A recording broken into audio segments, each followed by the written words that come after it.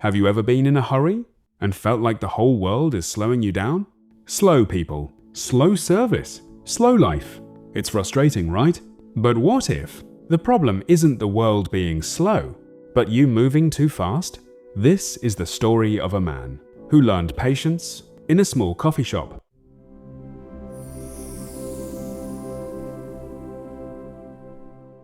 His name was Mark Evans. Mark was always in a rush, always checking his watch, always thinking about the next task, always chasing something: success, money, time. To him, every second mattered. One morning, Mark walked into a small local coffee shop. He was already late for an important meeting.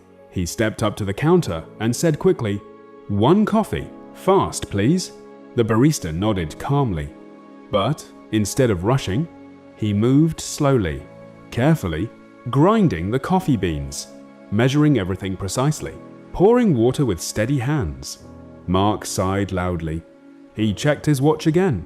2 minutes, then 3, then 5. "This is taking too long," he muttered. Finally, he couldn't hold it anymore. "Can you hurry up?" Mark snapped. "I'm in a rush." The barista looked up and smiled, but didn't answer. Instead, an old man sitting in the corner spoke. "Why are you in such a hurry?" Mark turned, slightly annoyed. "I have important work," he said. "I don't have time to waste." The old man nodded slowly, then asked, "Tell me, when was the last time you enjoyed anything?" Mark frowned. "What do you mean?"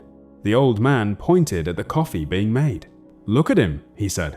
"He's not just making coffee, he's doing it with care." Mark looked again.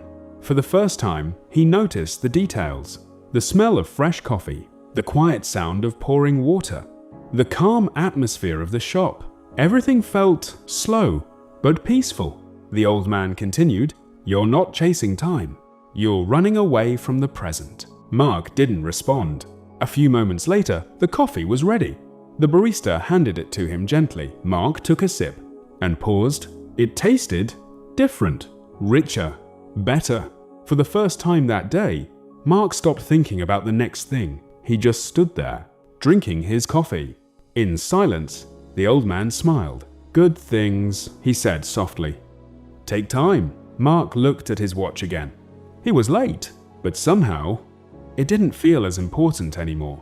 That morning, Mark still went to his meeting, but something inside him had changed. He spoke slower. He listened more.